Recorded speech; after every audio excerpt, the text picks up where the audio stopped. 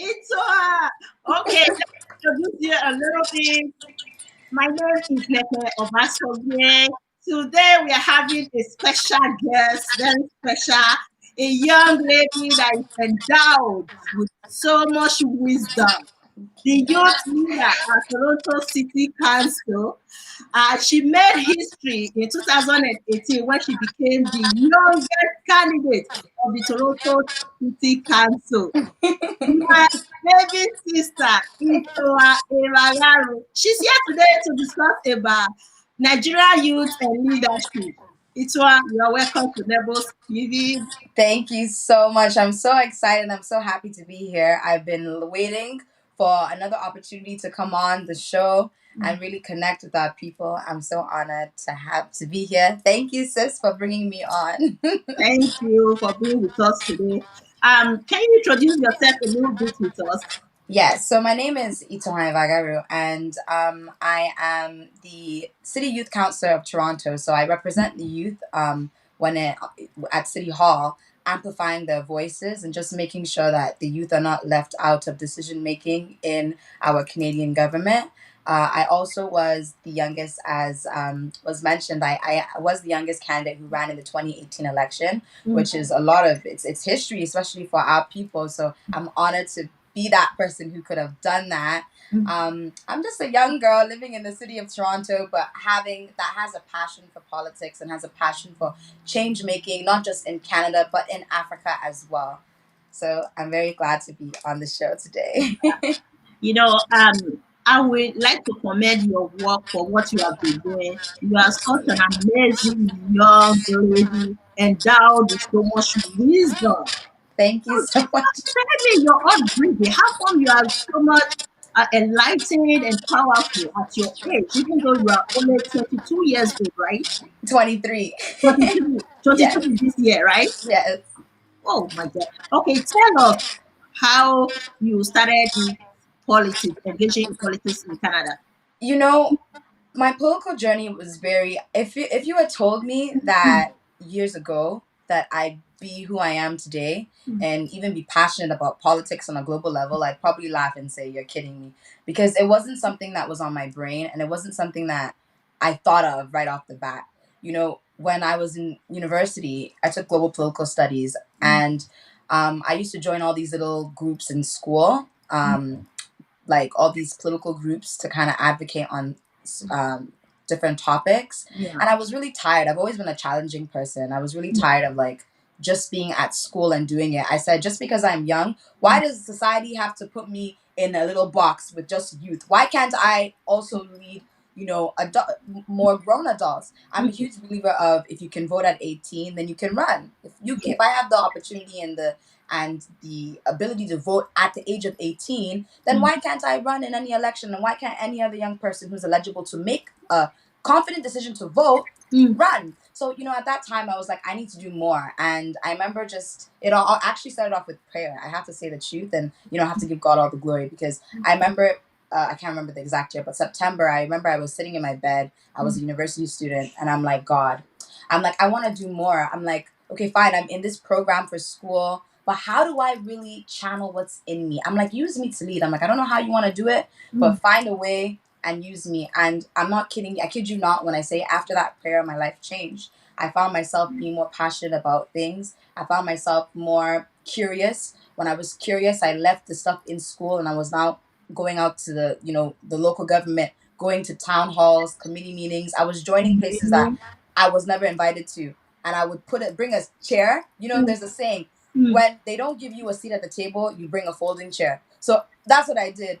I brought myself a folding chair and I said, this young black woman, this African woman, I'm gonna sit down here, I'm gonna listen to what you guys have to say. Oh, you see. So I did that, and Mm. thank God for the push of my mom and my dad. They Mm. really gave me the boldness and they gave me Mm. the confidence to really go out there and lead. They've always been the type of parents who told me that the sky is the limit. They've always, even with their own selves, they showed me that diversity is a great thing. So knowing that and seeing them, both my parents, I'm like, wait, if I know that diversity is such a great thing, how come we're not diverse in our government?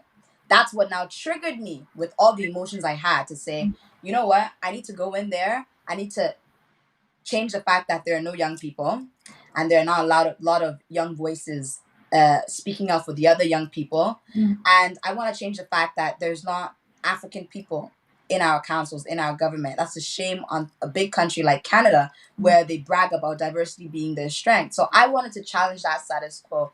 Mm. And, that's how I ended up getting more interest in politics, and then there was the whole appointment processes. I remember my first time they Yeah. had an appointment process in city council. You didn't have to be experienced, you could go present yourself and they would appoint somebody. And I It was was the youth, right? The youth. this was actual city council now, so this is not even the youth council. This Mm. was city council. So they were doing an appointment process and they said anyone can come. They need to convince them. So I went, and I was a girl with not a lot of knowledge. I mean, apart from what I've learned in school and my own heart and passion, I didn't have a lot of knowledge towards what was happening. But I Mm. stood up confidently and I explained why I felt like I was the best fit for this position. I explained why I felt like we needed youth, we needed more women, we needed more women of color in this chambers. And although I wasn't appointed, because it is politics, we all know the politics behind it. Yeah. The reviews were beautiful. I mean, you Mm. had official newspapers saying the best of them all out of like 30 people. I was a part of top three. I had Mm. counselors and elected officials praise me after and say you did an amazing job. Hey, you didn't get appointed, now make sure you run in the election. They were encouraging me, so that kind of kicked it off more. And then when I got elected into the city youth council, that was amazing because that Mm. really gave me leverage to kind of speak out on a lot of issues at City Hall on behalf of the youth. And I've been doing that ever since, and it's been really amazing. For those who are watching right now, they will say, "Are your parents politicians?" You know what? Hold on 1 minute. Okay.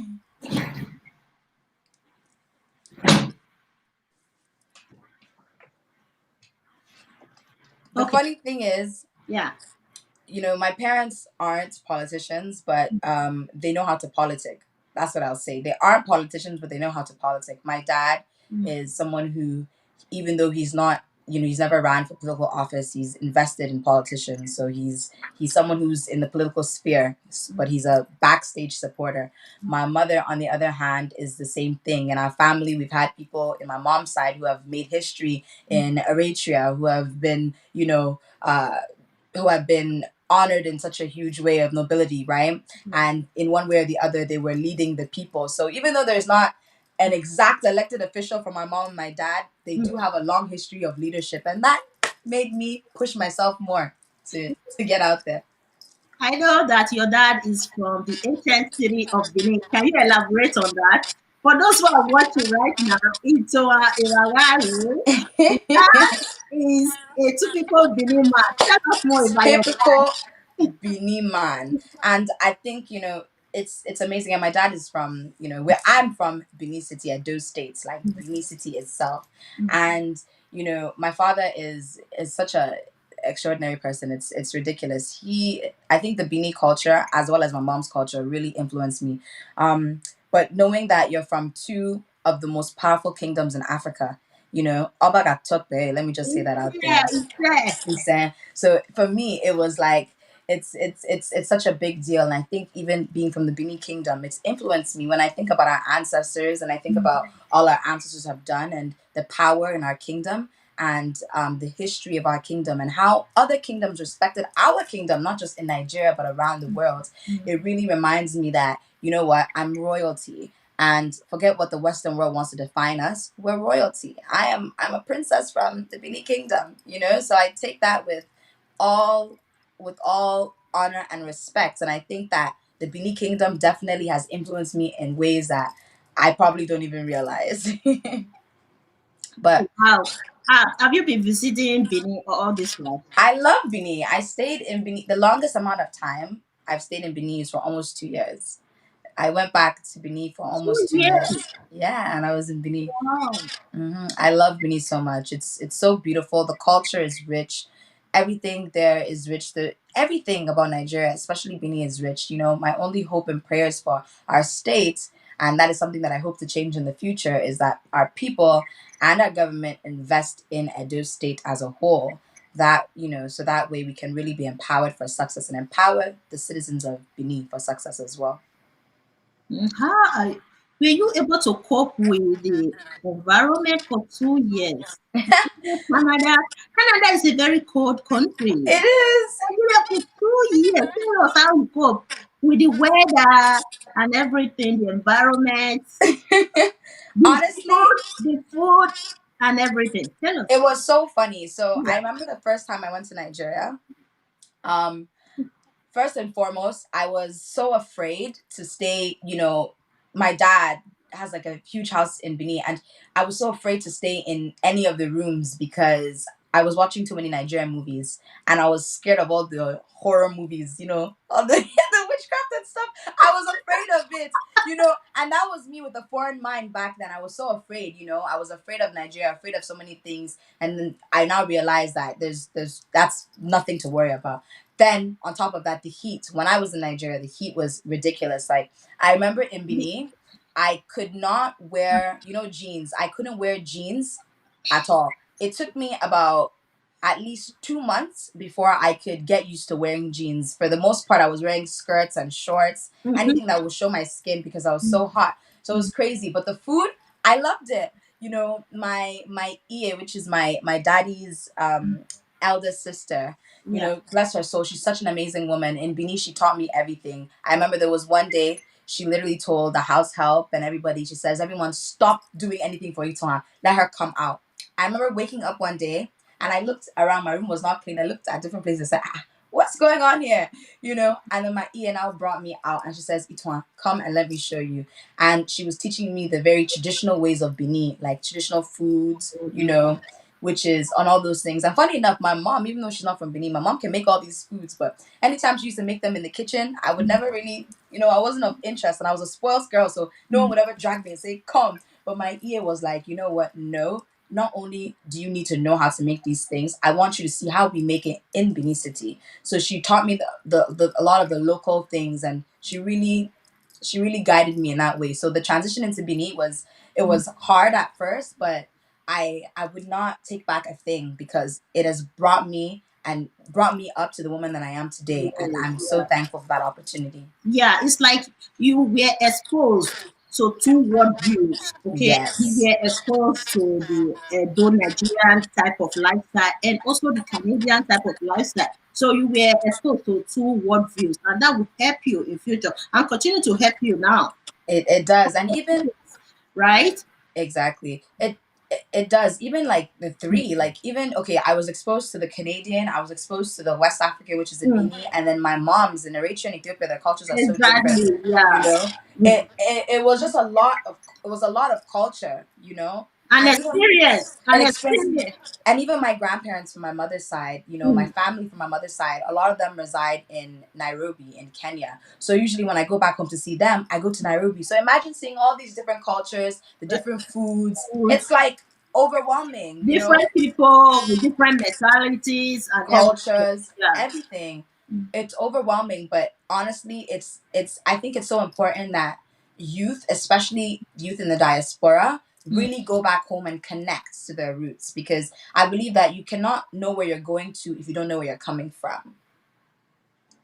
And that being said, going to Africa, it was such a life changer. It made me come back with different standards. I wasn't the same girl. I had bigger standards for life. I wanted bigger and greater things, you know, and one thing it also made me do is it made me think of Africa.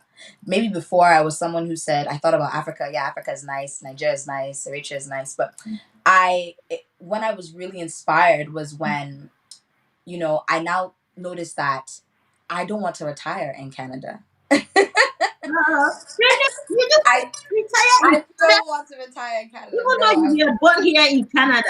I don't want to retire in Canada. I want to move back to Oh, I've Africa. never heard anything like this before from a Canadian friend. I Oh want to move my back. God, people who are watching now will say something about that. I think so. Go ahead and tell us why you don't want to retire in Canada. Canada is an amazing country. It's where I was born and raised, but like when you know your culture, the Western world is not enough. There's so many cultures here, and it makes the country beautiful. No doubt about that. Canada is a beautiful country, especially here in North America. But when you know your culture, I personally believe I will live longer if I go to Africa. That's what I believe. I believe I will live longer. The food is organic. Panic, yes. The people there, they don't operate based off of new world war trend world sorry new world trends, right? They operate based off of culture and tradition, and these traditions have been what has sustained our ancestors and our people. Mhm. So I wanted to do the same thing for me. I don't want to retire here at You are all. very close to nature, very close to nature, right? Yes. I For me, like, and that's someone, me personally, I'm even someone who, I'm a huge person on the environment and the ecosystem. Mhm. So when I think about places like Nigeria, no, no, no, no, why wouldn't I want to retire in Africa? Everything is just more natural, and I'm a natural girl, so I want a natural environment. And I want to also, a big part of it is I want to help build that nation. So for me, I have to be in Africa in order for me to do that. Wow. You barely see second generation Canadians saying what you are saying right now. Wonderful. I think some people will have questions for you. But first of all, before we start the program about Nigerian youth and leadership, can you tell us what type of advice do you have for Nigerian youth who are out there striving to engage in the political arena of Nigeria? My biggest advice is eliminate fear. Fear is what will kill our nation. Fear from the youth specifically. I understand that Nigeria is a place where it's not easy. The politics is not as easy as North American politics. It's dangerous. A lot of people are afraid. It's tough. Let me just use the word tough. Nigerian politics is tough, and a lot of youth are afraid. Some of them feel like they don't have the money, they don't have the resources, they don't know where to start. Mhm. But I was having a conversation just this week with Honorable Shinapella, who's a member of the House of Representatives, and he said one thing that was very important. He said, when he started off his political journey, Mm. forget the fact that he's already a made man. He in politics, when he went to out to go and hear what the politicians in his ward were saying, he went with an uncle. He sat down in a local meeting, and just listened. I think the Nigerian youth need to get active. You know what I mean? We need to eliminate fear. We need to get active. We need to put ourselves in the places that we want to see ourselves in. Nigerian youth, we need to stop. And this is not just for Nigerian youth, this is youth around the world. We need to stop with the idea of thinking that politics is something that you just knock on the door and you enter. That's not what happens. Exactly. Even in Canadian politics, I Mm. wasn't invited anywhere. I Exactly. told you I had to bring a folding chair. There was no seat for Mm. me. I went to go and bring my own chair, and I sat down Calm down. and I said, okay. And I Yeah. think that if I have Mm. to go through that in the North American world, in Canada, what do Nigerians expect? Nigerian youth, we need to really stop ranting. I think Mhm. the thing about us is that we like to rant. We need to stop ranting, and we need to be fearless. The people who will lead Nigeria and the next generation of bold politicians in Nigeria are Mm. the ones who are fearless, are the ones who are ready. And I'm not saying they should go and die, but they are the people who are ready to risk their lives for the nation. Those are the people who will lead that country into a new type of redirection. So Wow. my advice is eliminate fear. So, a few days ago, I invited a former presidential candidate. I interviewed him here on YouTube as well. So he was discussing about youth engaging in politics in Nigeria. But for him, it was very difficult, and he continued to strive in the political sphere of Nigeria because when you are not a son of a politician, when your father is not a minister, your father was not a governor, it's very difficult to be Yes. recognized in the political arena of Nigeria. So, in Yes. that case, what advice do you have for Nigerian youth? I think that we live in a world Mm, where it's funny that I say this, but it's the truth. We live in a world where social media is everything in this generation. Everybody, no matter your age, everyone is using social media. You know what I mean? And everyone is using it for different things. mm, I think that when we look at leadership, we shouldn't be defined as people based on the seats that we attain in life. We should create our own seats. We need to create our own identity. I think that Nigerian youth should mm, forget the statistics, forget the fact that maybe your father, your mother, your sister, whoever is, wasn't in politics. You know yeah, what? It's fine. yeah, You need to be able to. I'm not a huge fan of people grabbing from what their fathers or mm, their mothers have attained. I'm someone who believes in individuality and creating your own legacy, mm. right? I don't want to follow my father's legacy. I don't want to follow my mother's Exactly. legacy. That's what you are doing right now. Yeah, I want my own, so that my own kids can now look at me as inspiration, not to follow my footsteps, but to Mm, create their own. mm, And for me, I really feel like the thing with Nigerian youth, what they need to do, and my advice for them in that situation would be put yourself out there. mm, Go on social media platforms like Twitter. Twitter has a political community for Nigeria. I have a lot of friends in Nigeria, mm, activists, mm, different people who they rally themselves on social media to speak their mind or to organize themselves. There are organizations not too young to run. mm, Join groups, join organizations. If you don't have anyone to join, create your own. Bring mm. friends, have one or two friends, come together, protest if you need to, peaceful protesting, you know what I mean? Go to meetings, go to places where you will find the right people and network, Yeah, because network. networking is something that it can do so much, you know what I mean? And even social media, it's not just about social media is a network itself. Mm. So you have to put yourself out there. Youth in Nigeria cannot expect to have everything given to them, or expect them to just make one phone call and it's done. No, you No, you have to sweat, and in a country like Nigeria, it's not yeah. going to be easy. We're going to have to sweat. You have So to sweat double, double sweating. yes, we have to sweat. That's Mm, how I look at things. And you know for mm, me, I think what Nigerian youth should remember is that nobody can represent you better than you represent your own self. So no matter where you find yourself or what seat you find yourself in, there's always going to be a situation, there's always going to be an opportunity where you have to lead or where you should lead. And in those situations, that's when you are a true leader. You know what I mean? the major issue that is affecting many Nigerian youths is that they believe that if their father is not a minister or their father was not a governor of a state, they can't succeed in the politics of Nigeria. So one person can break the cycle, like what you just did in your own family. Your father was not a politician in Canada, but you are creating that record in the family. One person can break the cycle. Do not wait for somebody, or because your father was not a governor of the state, therefore you cannot engage in the politics of Nigeria. Start from somewhere, from grassroots. That is the advice I always give to Nigerian youth. If you want to start engaging in the political sphere of Nigeria, start from the grassroots. Volunteering, because many people don't believe in volunteering. Okay, volunteer with the governor of your state. Hmm. Volunteer with the local The parties, chairman, the political party. If they are having any event, do volunteering work. volunteer work. Make sure they Volunteer work is recognize you. essential. Do many things, especially now that we are experiencing lockdown in Nigeria. You can start helping in terms of distributing palliative food, Mm. items, different things to people, local people in your city, your neighborhood. Start from there. Work with the government. Like that, gradually you start building your name, your record, in the politics of Nigeria. You don't wait for your father to be a governor. Since how many people is going to be a governor in a country? Few. Okay. So you have to break the cycle yourself.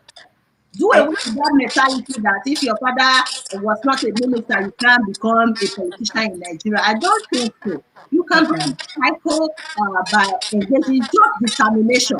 Determination Determination. and faith. Yeah, Faith exactly.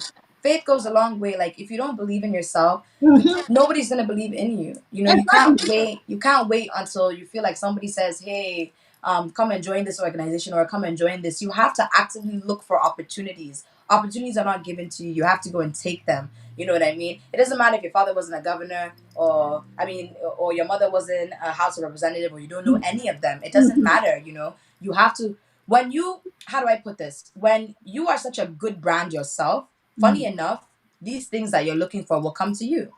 It's all about how you put yourself together. It's all about how you lead, right? When for me, when it comes to youth representation, at first I wasn't someone who was looking to represent youth. I was just looking to represent myself. You know, I wanted to see the representation I wanted. But Mm-hmm. eventually, because I was in the community a lot, the youth were now relying on me, saying, Itohan, like you're the person that we need to call when we want this done, or when we want to get this message across. And like, you know, small, that's how the reliability and, you know, Okay. the trust was on me.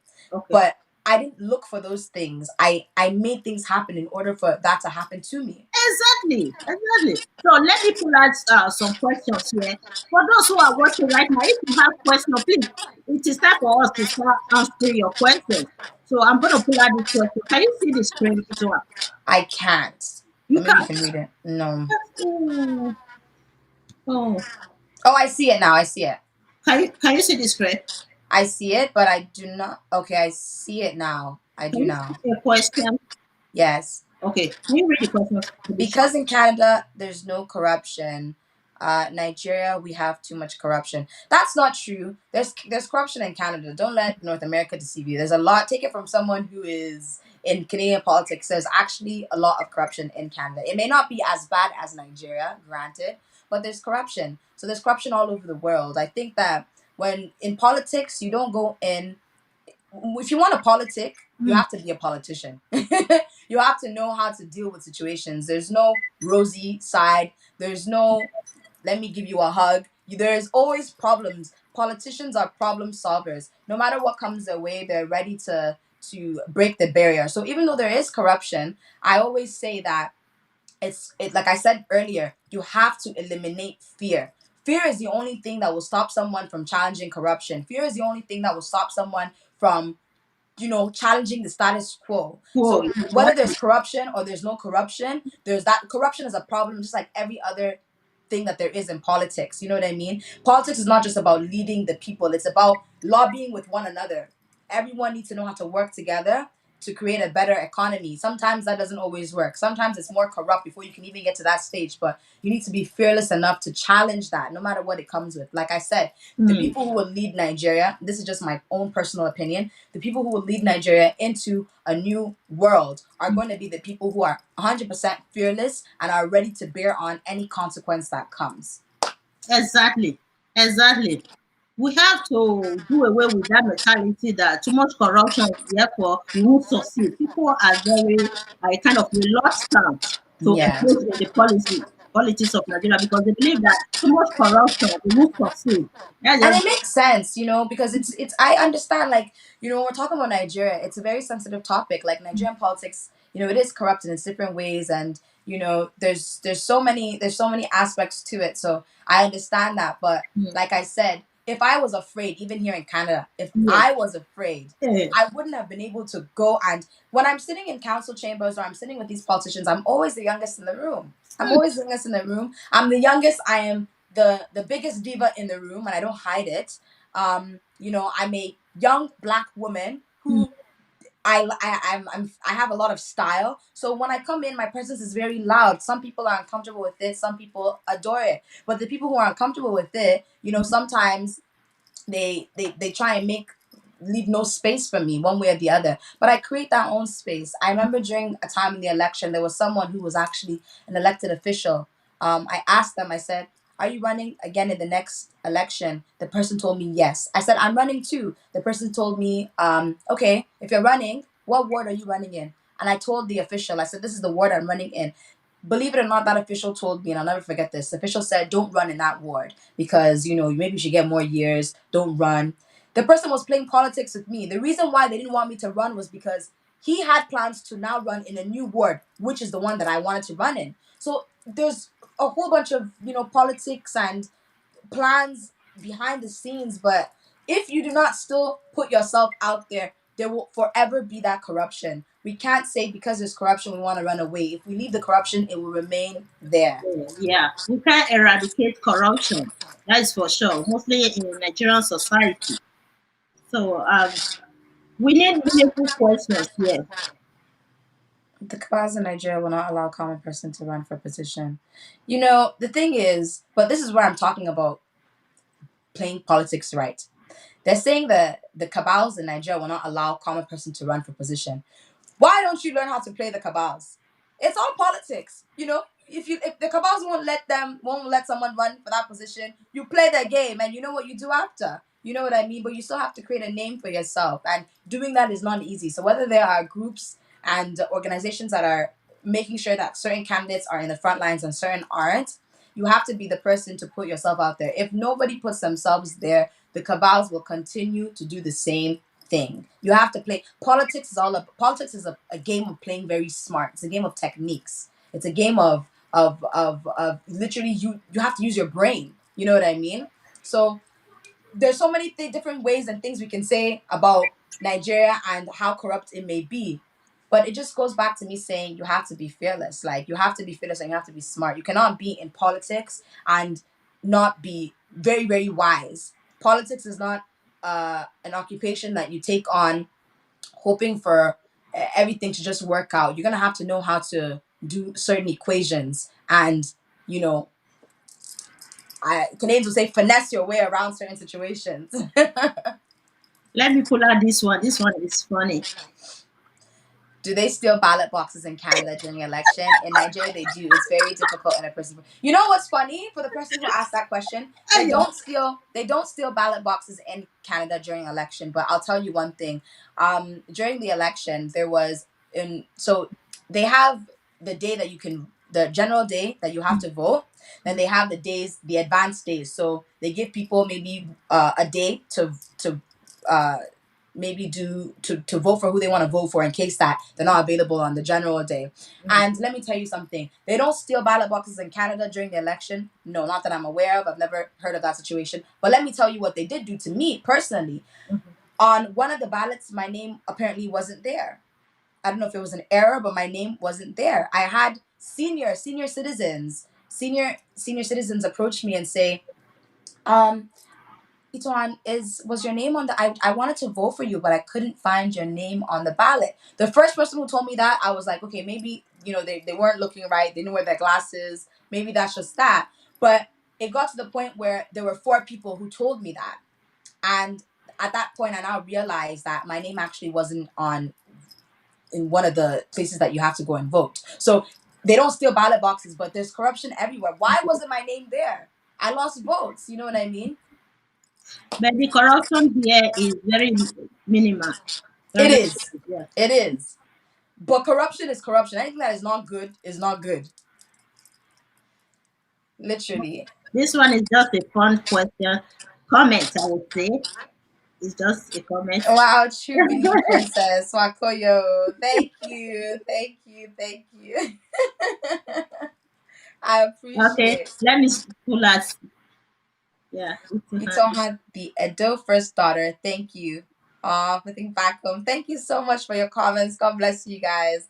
You guys so are really I will empowering only me. pull out your comments if you are leaving meaningful comments for us. So if you are the type that will come here and throw some useless comments, I guarantee you that I will never pull out your questions. Okay. So I it's good to be good in this world, right? it's good to be good, Yeah. and a lot of people, they may not like, when you're talking about Nigerian politics and youth, it's very sensitive topic, because like many people have been saying, it is a very corrupt game, right? But at the end of the day, when it comes to the youth, for all the youth that may be watching, Mhm. I always say nobody can represent you better than you represent your own Yeah. self. That is something that you need to remember. And that being said, whenever you're in the midst of a sticky situation, or something that seems like you can't get out of, or you feel like you're just stuck, you have to remember that, you know, there's number one, there's someone above, which is God. You know, everything with prayer. Some people, Nigerians, will say prayer, prayer, prayer, prayer doesn't work. No, you have to include God in your plans, 100%. And number two, once you do that, you have to literally look at situations and think outside of the box. What else can I do? What else can I do? There's a quote, and it's my favorite quote. When the impossible happens, imagine what else may be possible. And that's one thing that Nigerian youth need to do, in my opinion. Okay, Excuse let me, I me need a little bit of a water break. answer that question. Meaningful questions, people. Okay, hold on. Tone is so smart and beautiful. Thank you, Wave Lifestyle. Yeah.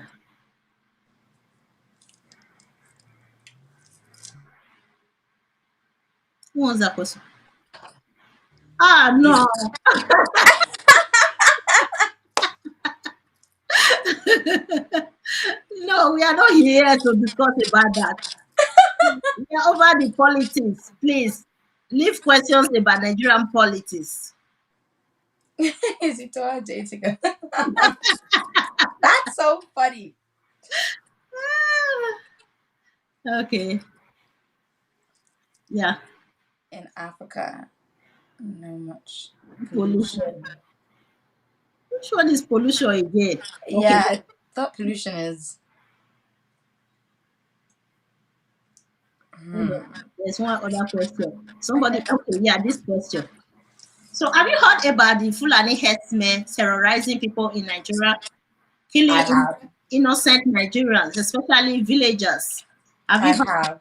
you heard about them, right? I have. It's terrible. It's I, terrible. it's so terrible. I think that, this is when we call upon the Nigerian government, because it is not, I don't think that it's right that only the people will, fight back, or the people will have to face this alone with the killings. I think that this is now where, we have to put the responsibility on the government. And even though the government is not doing anything, we have to continue to put it in the mainstream. We have to spread the news. You know what I mean? That's where people like me come in hand to make sure that it gets international um, recognition, so that the Nigerian government can feel some type of shame and do something about this. The Fulani herdsman killing, it's terrible. You know what I mean? There's absolutely no Yes. reason as to why this should be taking place to innocent Nigerians. You know what I mean? But a lot of the reasons why I think many of the things happen, crime in Nigeria, is it's poverty. To tell you the truth, it's poverty. When people are, a lot of people say it's religion, but it's this. When people have enough to eat, when people have uh, comfortable homes, not many people are going to be thinking about that person is not my religion or whatever it may be. I think a lot of the reasons why people are doing this is because it's poverty. There's a lot of poverty in Nigeria. You know what I mean? Nigeria has the highest rate of unemployed graduates. Why? PhD holders, master's holders, degree, diplomas, certificates, but they're all unemployed, right?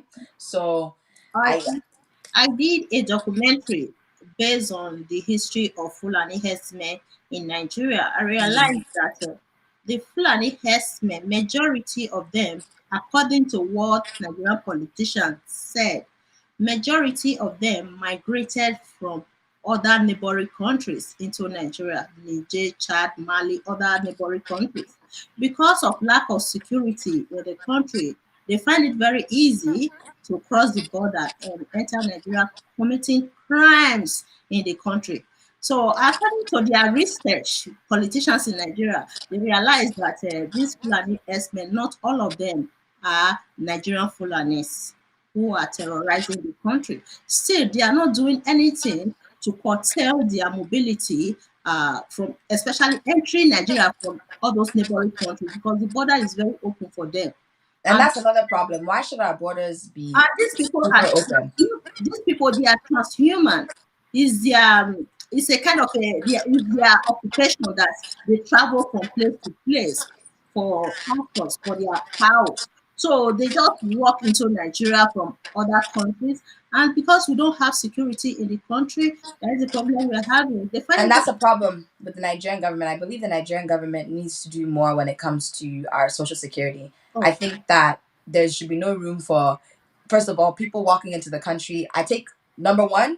to tell you the truth, I take immigration very seriously, even here in Canada. And the same views I would have for Canada is the same views I would have for Nigeria. I don't think that people should have the right to just walk in, right? I don't care whether they're doing they have is cows or whatever they want to go and do in Nigeria, to really make sure that we're actually working as a democracy in Nigeria. Nigerian government needs to take accountability for the whole of Nigeria. They need to, number one, not allow it to be so easy for people to enter our borders, Yes, especially when you're yes, not a Nigerian citizen.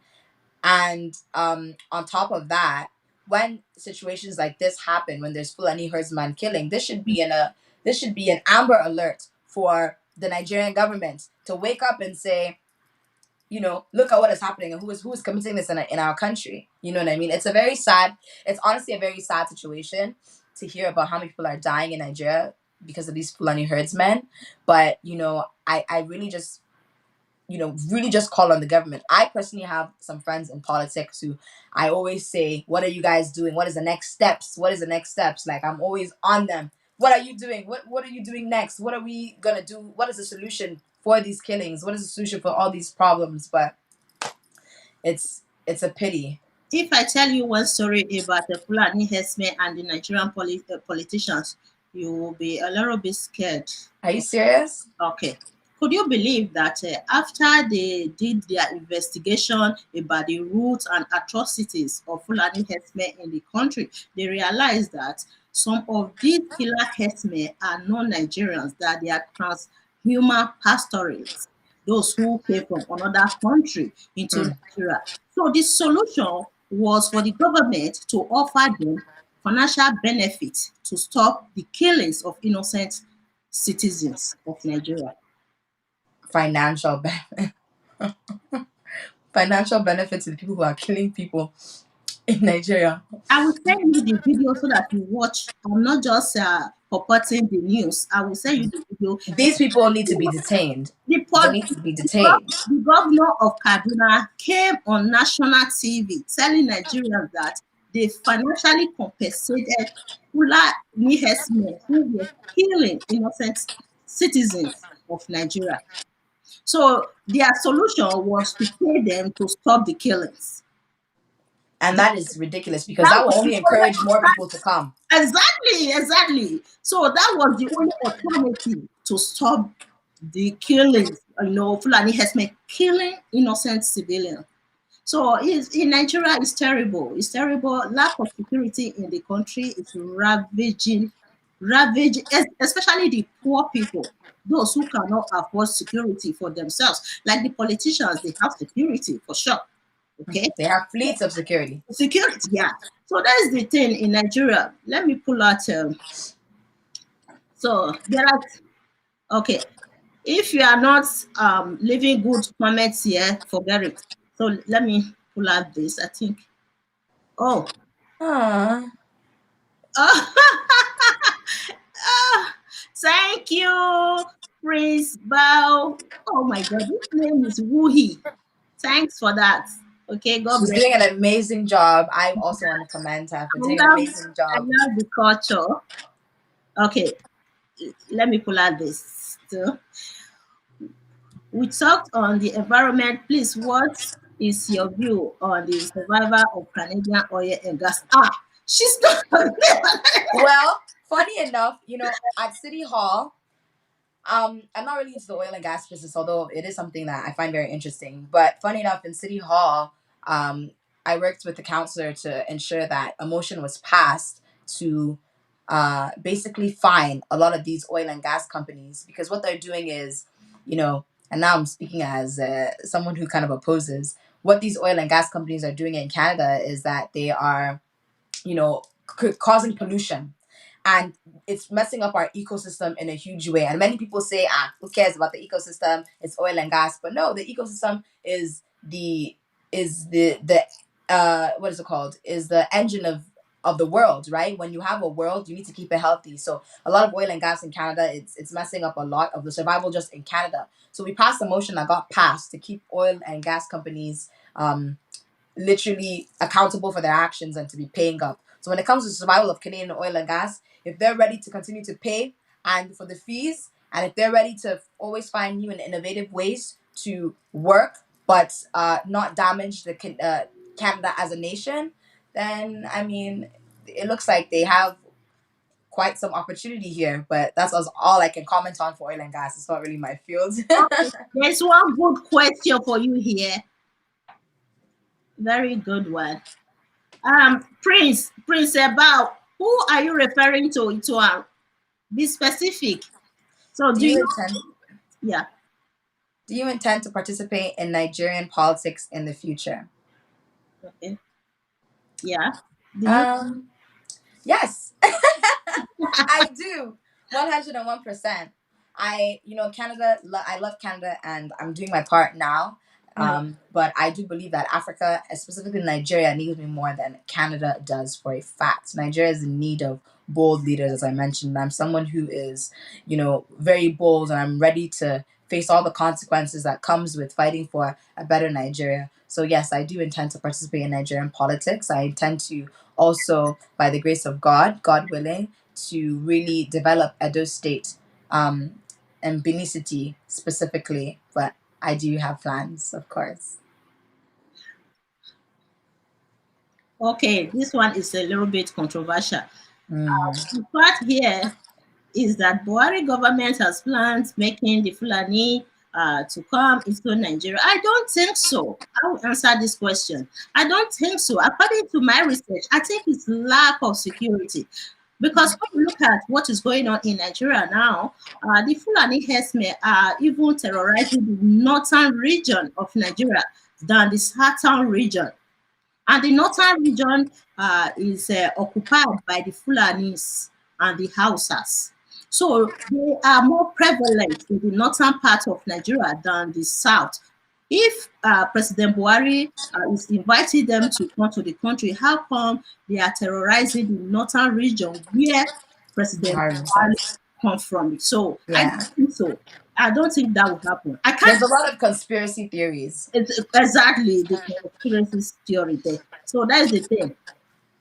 Um, did Canada? Oh my God! Yeah, this one. I like this question. Honestly, I like the question. Did Canada have political thugs? Not Yeah. necessarily. I am the political thug in Canada. When I say political thug, let me give you my own definition of political thug. Someone who is ready to do. I'm ready. I'm a thug to fight corruption. I'm a thug to fight. I'm a thug that wants to fight the status quo. I'm the person who, when I say thug, I don't go beating anybody or violence. But in terms of mentality and how we challenge, yes. But if you're talking about thugs in the sense where people are challenging politicians in a violent way. We don't, not to my knowledge, we don't have any political thugs at all. We have a very, I guess, for the most part, a fair democracy and a fair opportunity to get into power. But I would consider myself and this is might be funny to people who are watching, but I would consider myself a political thug in Canada, not a violent one, but one who is the person who challenges who what is there. A lot of people may feel uncomfortable with me in the government in Canada as it is now because I challenge them and I do it and I use all my resources, everything that is possible that I can use to challenge them. That's what I bring out and I play my cards. It's one. I will help you with this question. You know what the person is trying to say here? In Nigeria, during election period, politicians usually use political talk to ring election. So the more Oh, power, we're talking about ringing the election. yes, that is what the person is trying to say here. Because Oh, I thought they meant like thugs is in someone that's tough, political tough people. I'm like, yeah, yeah, hello. no, we don't have that in Canada. I don't think so. No, political thug. If you're talking about, like I said, like violence and stuff like that, people who rig Yes. elections, Hmm. not that I'm aware of. No, Exactly. We don't have that here. So this one is for your people coming we're from, blessed. yeah. We are blessed to have you as Edo girl in Canada, representing the Edos. Thank you for being our sister on air. Thank you. Thank So you so much for your there are many support. good ones for you here. You know, like okay. Yes, I agree with you about a northern Nigerian neighbor. Oh, there is the ethnic cleansing in the north. Yes, exactly. That's what I said. Okay, that is just the thing. The northern region, the Fulani herdsmen, the so-called Fulani herdsmen, Fila herdsmen, I would say, are terrorizing the northern region. And the president himself is from the northern region. You think the president will invite killer herdsmen to kill his own people? No, that will not happen. Okay, Uh-huh. so I did a documentary based on the roots or the crisis of Fulani herdsmen in Nigeria. You need to watch the video. It's very, very, very knowledgeable. Hmm. Knowledgeable. Okay, let's go ahead with some things here. Okay, so we are going back to, is it not a those states here? Okay, IT. you know IT. IT is abbreviation of your name. You know that? Okay. Yeah.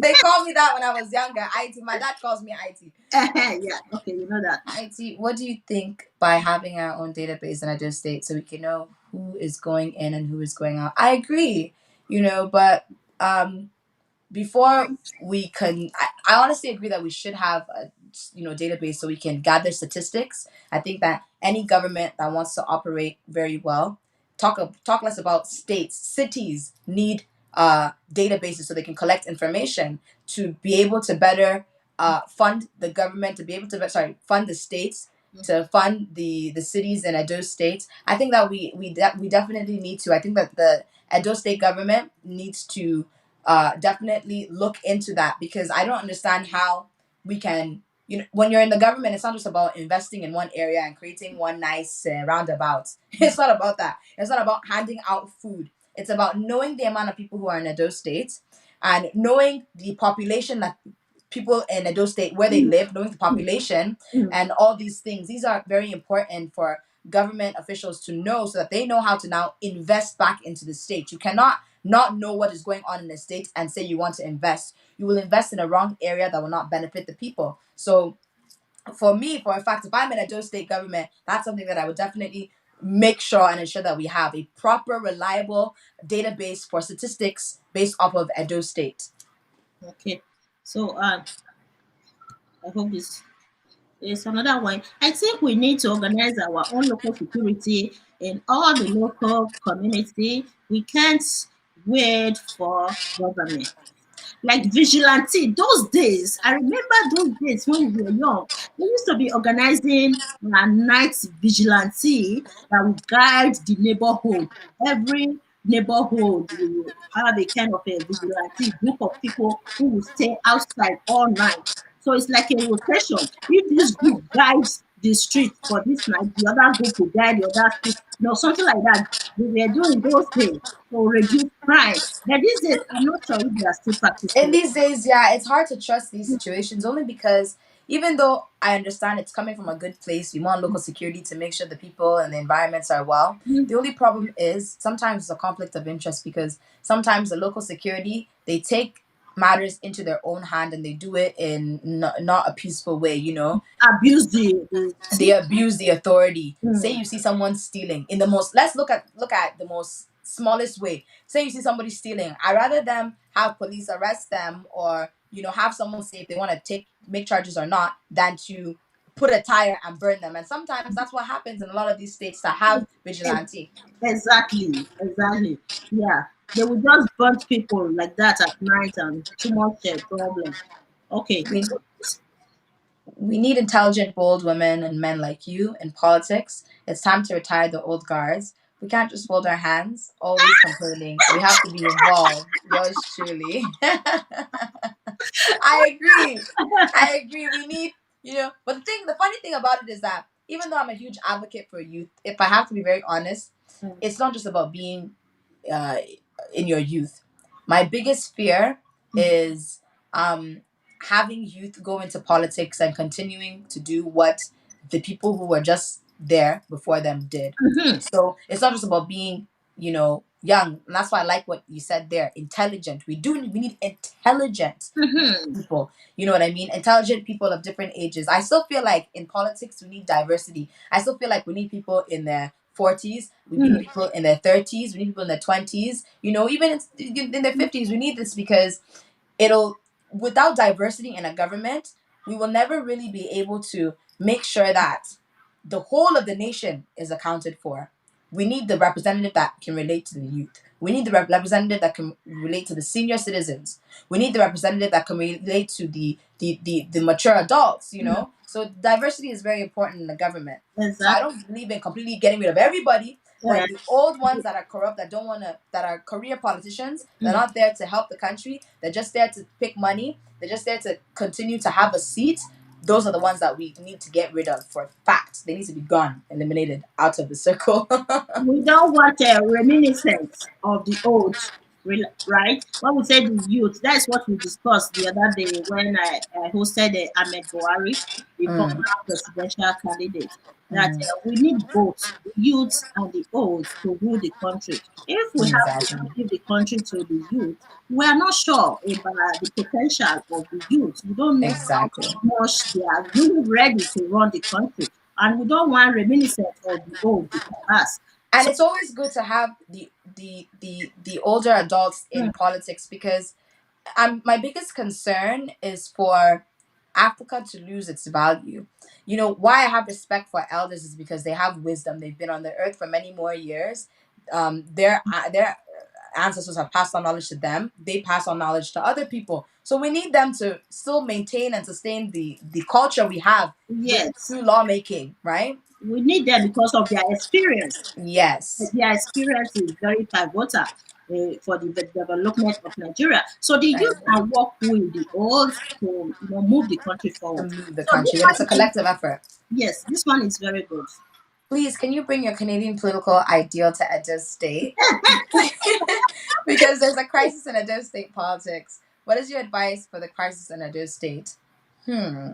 You know, first and foremost, I will bring it to Edo State. That one, I put my word down for you. I will bring it to Edo State for a fact, sooner than later.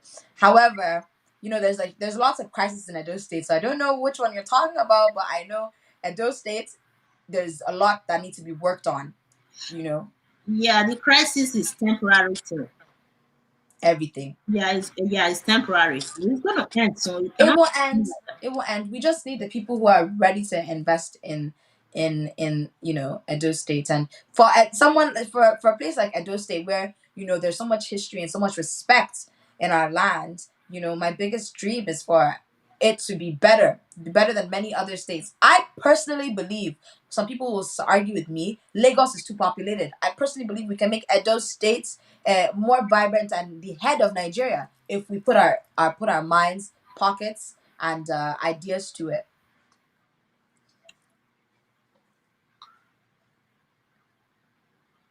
Oh, so this question, I'll pull it out, but I have to replace it soon. It said most of the communities they attack in the north, they are not Fulani communities. Yeah, Hmm.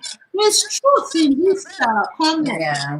Yes, yes. According to my research, and I also interviewed one of the victims of Fulani herdsmen in Plateau. Oh wow. Yeah, when I went to Nigeria in 2018, I invited her all the way from northern Nigeria to visit me in Benin City.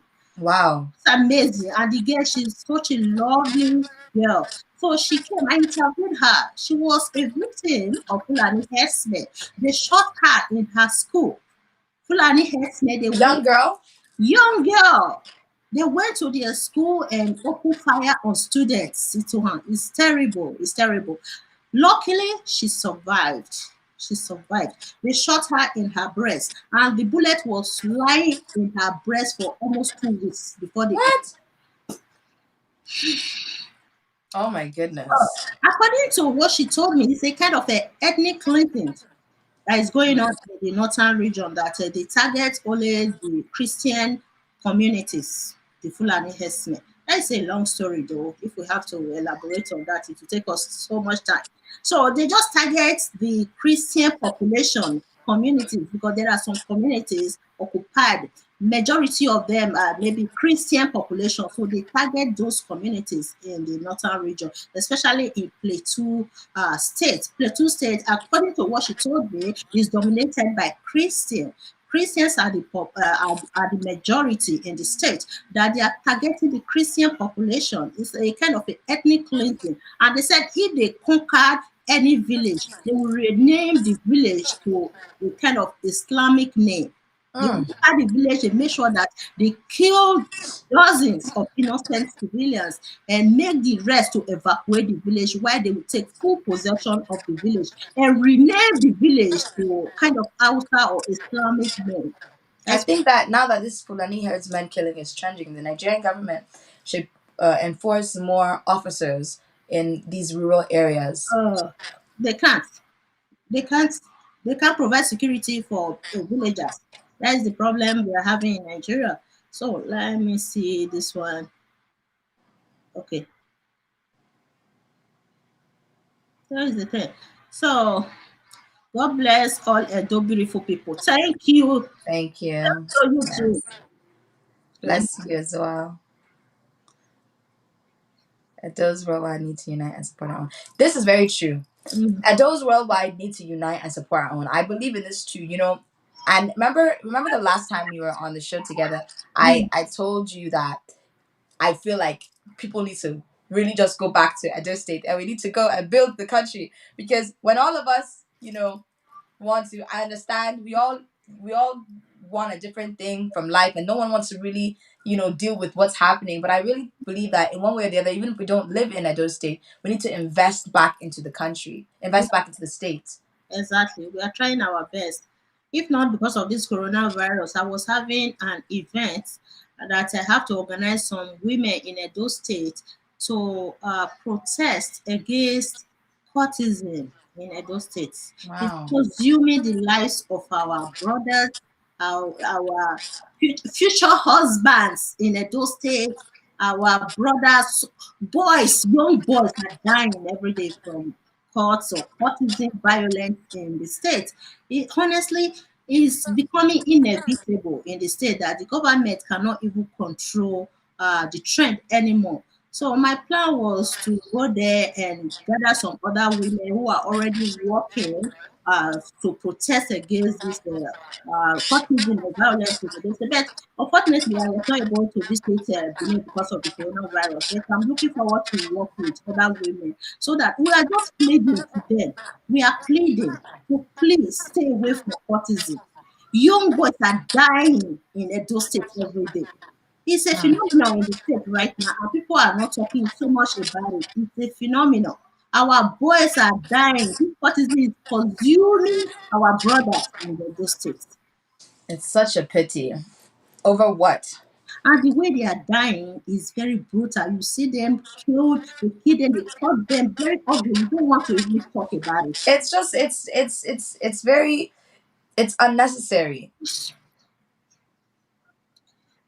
Have I pull out this? Okay. He said, what did you think about Nigerian politics now to 10 years? Okay. This one is for you. What did you think about Nigeria politics now till 10 years time if a youth like you can rule Nigeria? Wow. Well, if youth like me can in one way or the other rule Nigeria, if I have to reflect on what I would potentially want for Nigerian politics in 10 years time, I want to start off with the basic things. For me, something that's very important to me in Nigeria is making sure that we have a proper standard of living. So the simple things like electricity. In Nigeria, we supply electricity to other nations. I don't understand why we do not have our own electricity, at least Exactly. standard good electricity. I Exactly. believe that no matter where you are in Nigeria, at a time like this in 2020, where the rest of the world is advanced, every part of Nigeria should have good, stable electricity. One. And I also see ourselves creating, I would want to invest more in more government funded organizations so that we can have more employment for youth in Nigeria, more youth. But apart from that, my biggest vision for Nigeria is not just to advance in Abuja or Lagos as per usual. I'd like to see Nigeria advance all over in every single state. I want to see Nigerians go back to their states, youth go into their states and invest in their states. Mm, So when people are thinking about Nigeria, they're not just thinking about Lagos or Abuja. They're not just thinking about Port Harcourt. They're not just thinking about certain states. I want Nigeria to be a place where no matter what state you go into, it is advanced, it is beautiful, and it's a tourist attraction. That way, we can create more money in Nigeria to support the economy and create bigger opportunities and a more modern way of living. Still, of course, holding our cultures and tradition very close to us. yeah. the collectiveness of all Nigerians. We can't be Exactly. only focusing on only our state, because Exactly. when other states are having problems, automatically it will affect us. The rest of the Affect us. Nigerians. Yeah, It's only a matter of time. exactly.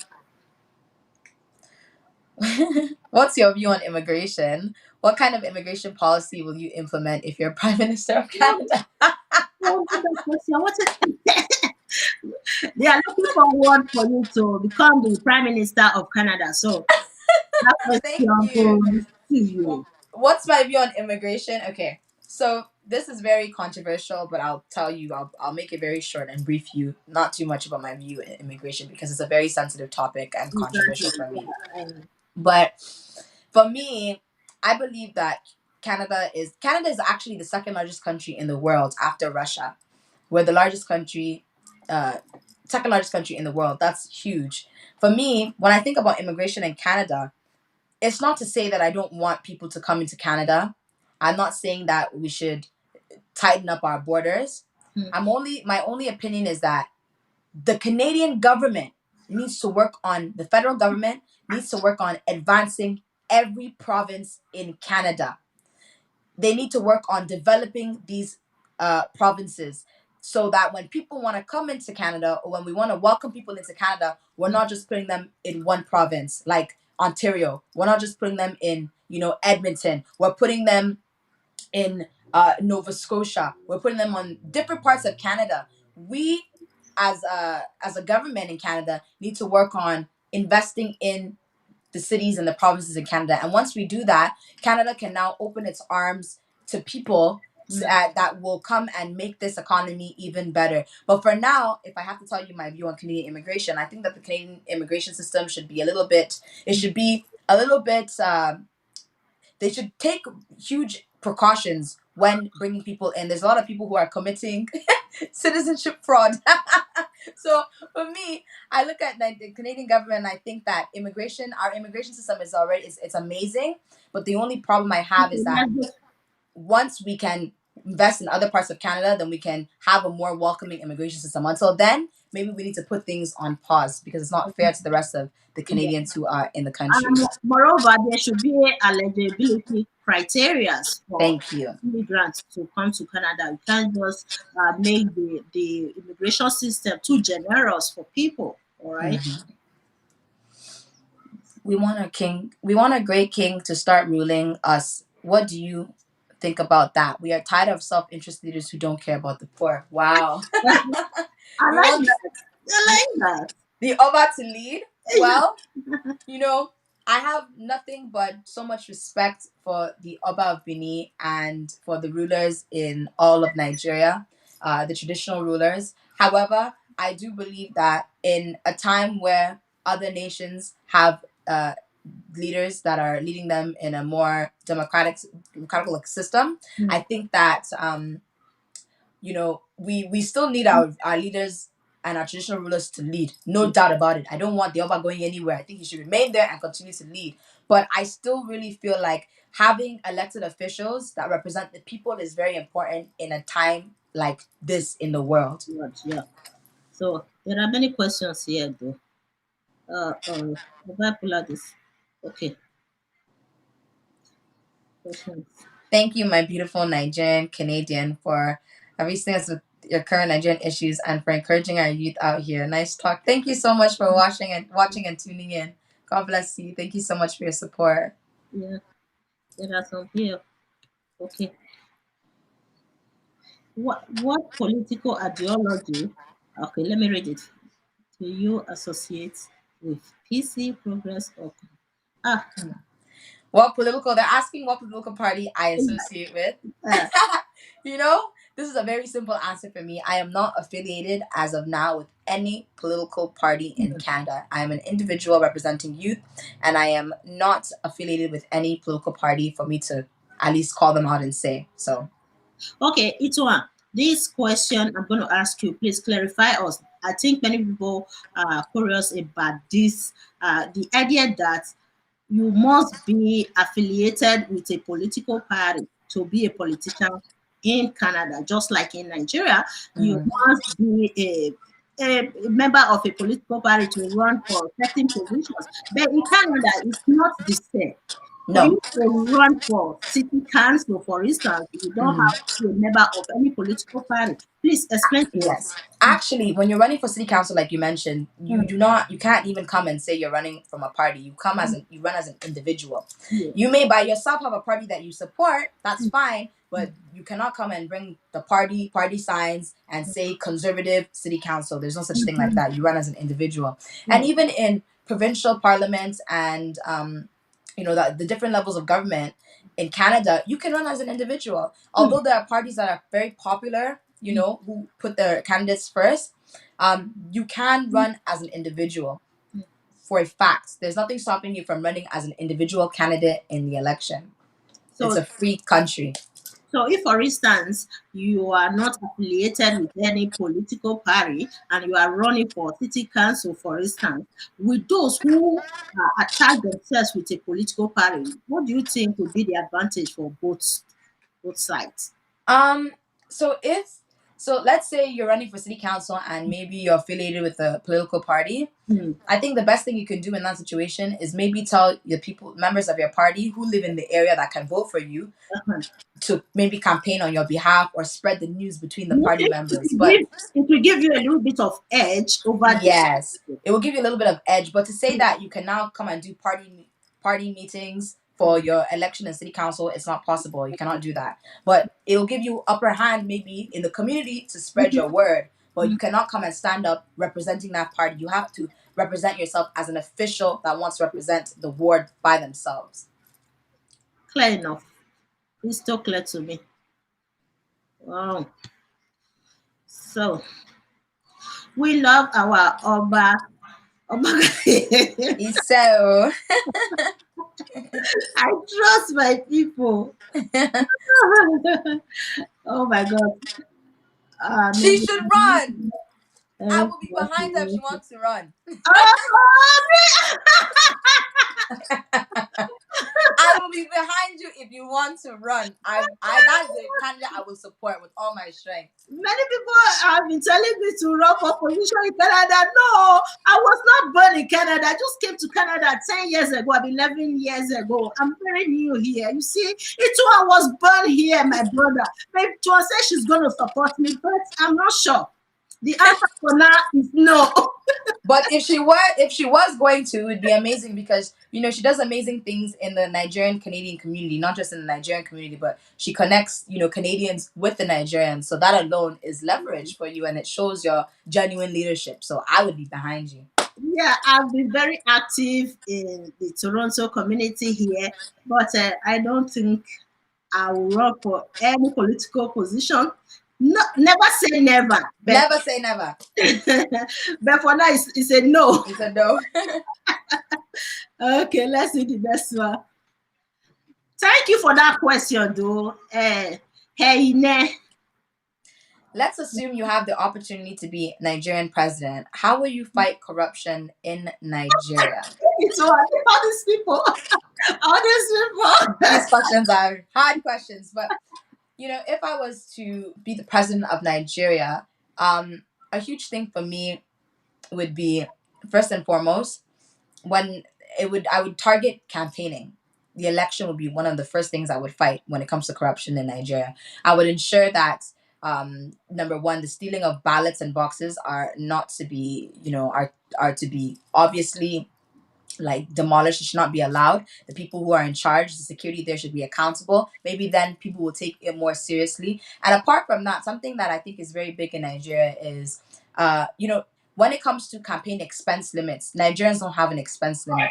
Nigerian politicians will spend so much money on a campaign that they will bribe people. They will buy people's votes. And I think that is fraudulent. So for me, I would make sure that in the election there's a campaign expense. So basically, there's a campaign expense limit, meaning you would only be able to campaign with a certain amount of money. That way, when people want to campaign, no matter who you are, you can afford to campaign and you have the same opportunity that everybody has. That would make sure that there's no buying of votes here. You cannot go and buy. cars. You cannot go and give Exactly. rice. You cannot do any of that. During the campaign, I would make sure the only thing you can do is distribute your flyers or hold rallies to organize supporters. But that's about it. Exactly. All we need is the organic voters, Yes. not And by. an organic election process. Exactly. You got it.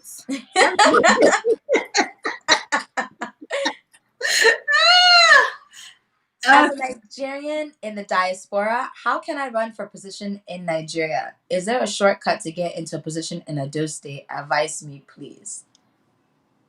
Who is this question for? okay, it's for you. I, Okay. I will answer it. Me too. I will give him a little bit of advice too. Okay. So for me, I feel like if you want to run for a position in Nigeria, um, is there a shortcut to get into position at those state?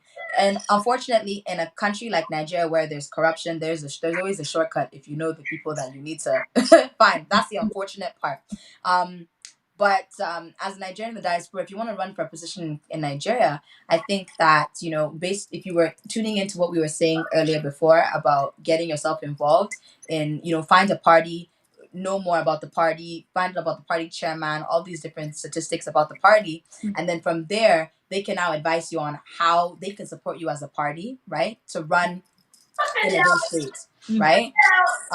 But as I think that's the most, in my own opinion, I may be wrong. I've never ran for a position in Nigeria, but I think that when it comes to that in Nigeria, that's maybe a more organic way for you to go about running for a position. Is if there's a shortcut to get a position in Edo State, that's more of like just encouraging kind of, how Nigeria is at the moment, where if you know somebody, they can now put you in the seats. I mean, at the end of the day, if you have good intentions for Nigeria and you do know somebody, or you know people who are in politics and you can go and network with them, lobby with them, The ask them noise. to maybe support you as a candidate, then you go ahead and you do that and ask for them to support you as a candidate. That's the best way. Go to parties and ask them that you want the support. Let them know your intentions to run. But as of that, I think that's all I can comment and say in regard to this. Sorry, guys. Somebody is making noise here. I'm sorry about that. Please stop making noise. Sorry. Someone is making noise here. I'm begging the person to stop making noise. I really want to hear your answer for this question. Yes, my answer is coming. So, in order to start it, there's no shortcut. There's no shortcut, honestly. If you want to do it in a legitimate way, there's no shortcut, my brother. What you have to do, there's a video where we discuss about how to join political party in Nigeria. That video is very knowledgeable. You need to go watch it. It's a long, like 30 minutes, where Vincent Idele, the president of Nigeria Union in Italy, discussed about how to engage in politics in Nigeria. So the first step is to register in a political party in Nigeria. There is a secretariat in every state of the federation where you can register.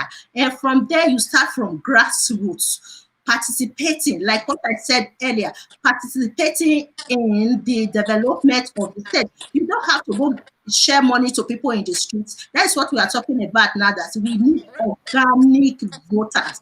So participate, do volunteering work, because in Nigeria, I can say Itohan, it's not like Canada here. Yeah. People don't engage in volunteering work so Yep. much in Nigeria. At So all. start volunteering, make yourself known to the people in your state. Like this time of a coronavirus, you can also join the government, the governor of the state, sharing food, do all kinds of volunteering work in the neighborhood. Let people know you, recognize you, and your party member. Make sure you are participating whenever they're having meetings or any event. Make sure you are there. Start participating. Make yourself known to the community and your party members. Gradually, like that, you will see that one day they will assign a position for you. Yep. They will That's the organic way to do it. assign a position for you because you have been working hard, always representing yourself in some of their events. Maybe during election period, you can go volunteer with them in your political. After register, you have to register first. There is a secretariat of different political parties in every state of the federation. Start from there and take it from there. Just like what I just said now. Follow that step. I know that you're going to succeed. Yes, and if you want to get into politics in Nigeria and you're in diaspora, I really encourage you. Kudos if you have it on your minds, and I think that you should go for it. And God willing, you'll be successful. Yeah, no shortcuts. Forget about shortcuts. Okay, you can sit here in diaspora trying to use influence or money to kind of this shortcut thing. You can't circumvent the democracy.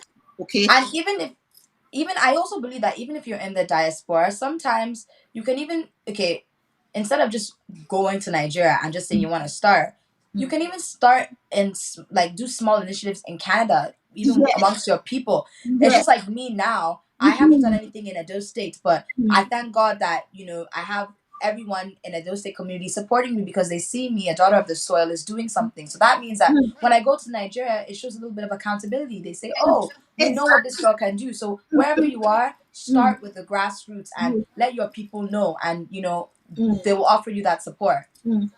Yeah, like me here in Canada, we funded this adult women in Canada, bringing adult women together, of which you are one of the Yes. active members. So something like that. Make sure that you are active anywhere you are. If you go to Nigeria tomorrow with what you are doing in Canada here today, it will give you a little bit of edge. Okay, people will recognize you and say, "Oh, this person is very active in Canada." So, like that, start from where you are, then to Nigeria gradually. Make sure it's a lot of time. You can't there's no shortcut in it. So, it's going to take you a lot of time for the people to recognize you.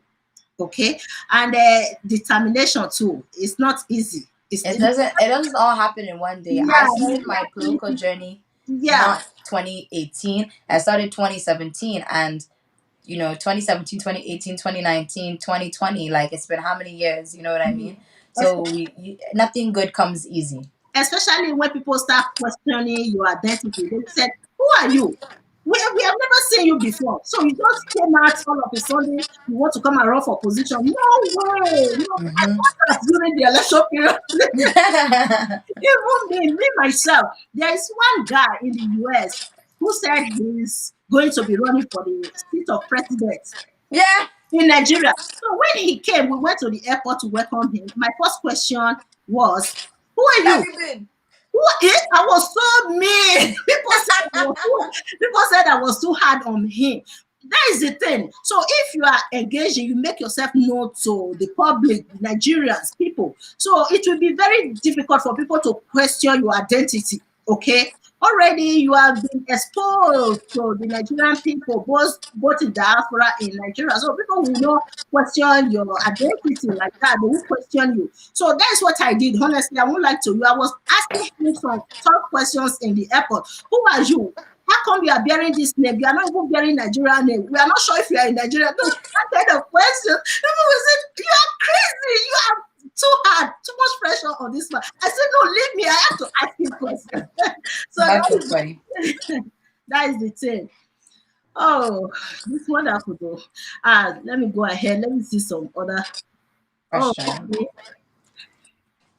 So we have few minutes to leave. Okay. This one. Itohan, Edo State primaries for governorship now is 22.5 million naira. Can the youth afford that? No, the youth cannot afford that. You're very right. The prime governorship primary should never be $22.5 million. Instead, that $22.5 million for each person should be put in and invested into Edo State. Yes, it's too much. It's It's too too much. much. It, I know I cannot afford that. it, So, it's just it varies based on a political party. So political party can be really, really expensive, like the APC. APC is expensive, but at the end of the day, APC is the ruling party in Nigeria, and and if you are able to get the tickets, chances are you're going to win any election. and I I'm think this is where saying, Nigeria I'm I saying think the truth, the reality of this in Nigeria. I'm saying here because APC. I will tell you this. Just listen. APC is the ruling party in Nigeria right now. According to the political structure of the country, if you join the ruling party and you are running for any position, chances are you're going to win. Mm. Even though the ticket is a little bit expensive, but because it's the dominant party, chances are you are going to win that position. So that is the thing. And I think that's where Nigeria needs to change, because in Canada, for example, now when you want to run for any higher position, they don't go based off of how much money you have. Of course, you need to maybe submit something, but it's not, it no reach even half of 22.5 million, you Mm, know. But what they do, the biggest part is signatures.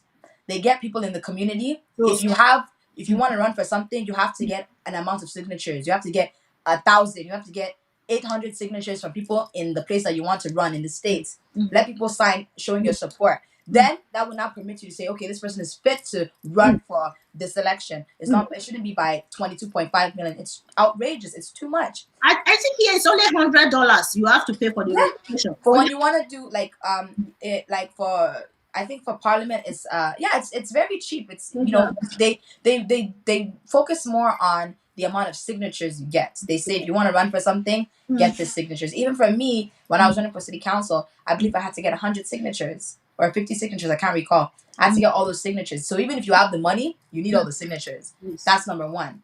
Okay. That is democracy. We are talking Yeah. about democracy here. There are many. So we have 10 minutes to leave, but let's take some questions. What do you think is the way forward now in Edo State? Oh my God, you guys are focusing too much on Edo State. Okay, let's go build the Edo State. Let's go. It's me, you, and all the commenters here. You know what? Let's go turn Edo State to little London. Okay, it's our plot. 10 years from now, we're gonna achieve that goal. Yeah, go ahead. Amen. I pray so. What do you think is the way forward in Edo State? Do you think Nigeria is totally collapsed? No, Nigeria is not totally collapsed. Nigeria is still a place that is people have eyes on Nigeria. Foreign governments have eyes on Nigeria. Nigeria is still a business place. Nigeria still has room to grow, but it will collapse if it continues at this state for years to come. But has Nigeria totally collapsed? I do not agree. We're in a very sticky situation, but we are not fully collapsed. The way forward in Edo States is collaboration, peace, and proper in investments and a new reform when it comes to the government in Edo States. That's the way forward. I won't skip this question. Rosemary Oni, I like this, my sister. She's my good friend. Nigeria is a mess country for now. Northerners are planning to take over Nigeria right now. Please, sister, I would love to talk to our Edo people. I would love you to talk to our Edo people to prepare. Sing and do again. Sing and Yes, do. Oh my God, this is my we people. love our Edo people. We need this unity in politics. Yes, yes. So are you ready to take more questions? There are a lot. Yeah, go ahead. Okay. I need to go drink water. Are you thirsty? Okay, let me pull out this. I'll go drink water and come back in Okay. 2 minutes.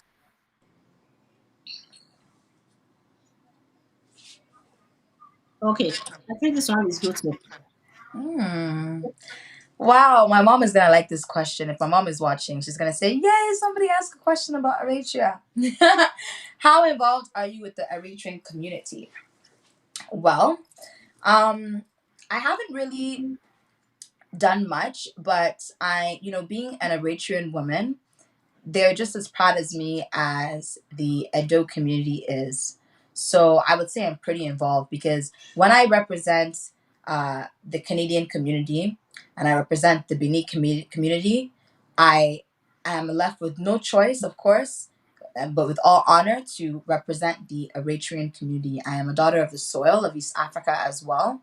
So when they see me doing what I do, I'm pretty involved. A lot of people, the other day I had some people from the community tell me how proud they are of me, and they actually asked me to go back home to Eritrea and one day help with reconstructing Eritrea. And I was surprised, and I said thank you for the support. But I'm pretty much very involved. I always encourage Eritreans to do better in their communities. I always encourage us to work together as Africans. So I would say I'm pretty much also involved in the Eritrean community. I don't think as much as I am in the Nigerian community. I'm very involved in the Nigerian community, but for sure, Eritrean community as well. Thank you for that question, by the way. My mom is going to be very happy to see that question. I hope mom is watching. She's watching. She is. Um, my last question today: will you date an intelligent Edo man if any becomes interested? You know what? I don't discriminate off of where they're from. So I would say yes, potentially. I don't discriminate where a man is from. No matter where you're from, if you have a good heart, if you have a good brain, and you're willing to help work on the nation with me, because I need someone who will be able to stand behind me in all that I do, then yes. But an intelligent Edo men are very handsome, so why not? Uh, my question for Itohan, I know that you have kind of a relationship with the Benin monarch. Tell us what, yeah. People listen, so he's gonna tell us about our relationship with the Benin monarch. Yeah, well, I'm very close with the crown prince of Benin. He's a very good friend of mine, and he's a lovely man. He's very He's so intelligent. cute, the most handsome guy ever. Yeah, he He's is. so handsome. Oh my god. No, he's a very He's honestly he's a very intelligent man. Crown prince is an intelligent man. And the He's guy. just like his father. He's very intelligent. He's very optimistic, open minded. Oh, Um, and he's someone who you can tell right off the bat, even if you don't know him, that when it's time for him to rule, he will do an amazing job at it. He will make such an amazing Oba, and he's a very calm. He's a very calm man, stylish. If you follow him on social media, you see that he's stylish, and he's yeah. very invested in Benin City. Like he does a lot to promote the Benin heritage. Yes. He has organizations and he makes sure that he promotes the Bini heritage and shows the diaspora that Bini is so much more than what people think it is. But he's an amazing person. He's a good friend of mine. And I can't wait to see him when I go to Bini. When I go to Bini, I'm gonna have him. He's the best person to give me a reunion tour of Bini City. That's a good one. Keep the relationship. So which other question here? Okay. Thanks, Neighbor TV and Itohan for promoting Bini, Edo State, and Nigeria in general and the diaspora. We love you guys. Continue with it. God bless you. Thank you so Thank much. you. Honestly, I would say my Benin people, they have been leaving so many comments for me. Anytime I read that comment, I get that joy in me. Oh my God. It motivates you. Oh, It motivates. I can't just explain. Honestly, I can't thank you guys enough. I never knew, I've never even dreamed of motivating, inspiring my Edo people like this. Honestly. Oh my God. I so much appreciate your comments. If you are watching right now and you have left any good comments for me in the past and now, thank you guys so much. I'm so pleased. It motivates me to continue to do what I'm doing because the happiness is too much, honestly. It goes a long way, Thank encouragement you like this. guys. It Thank you. just reminds you that what you're doing is great, and it reminds us that, and I think I speak on behalf of both of us. It reminds us that unity is better than working as an individual.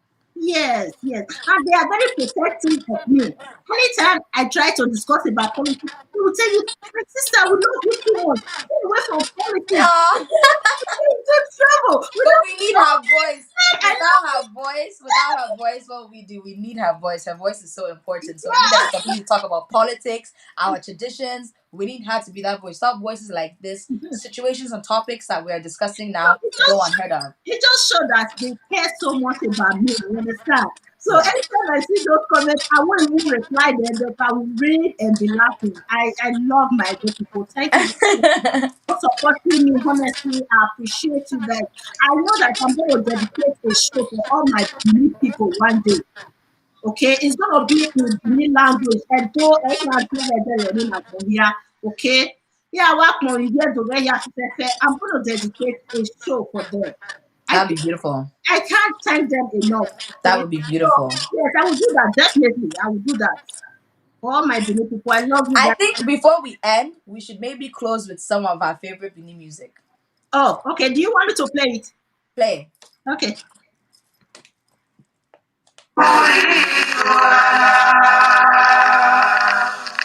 Ilé ètò ayọ̀ ilé ètò ayọ̀ ilé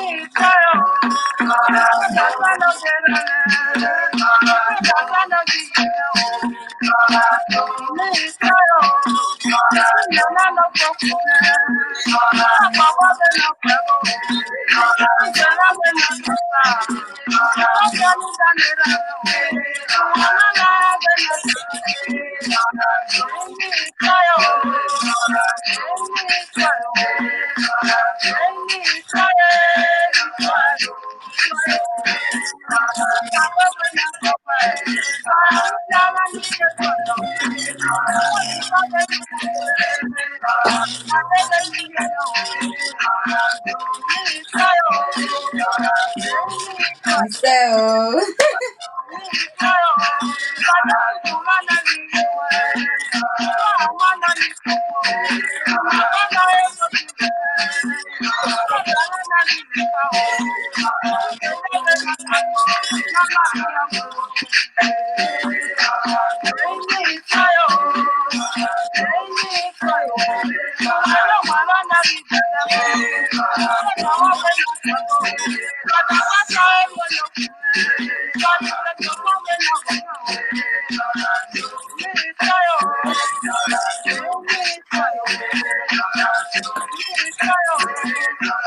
thank you.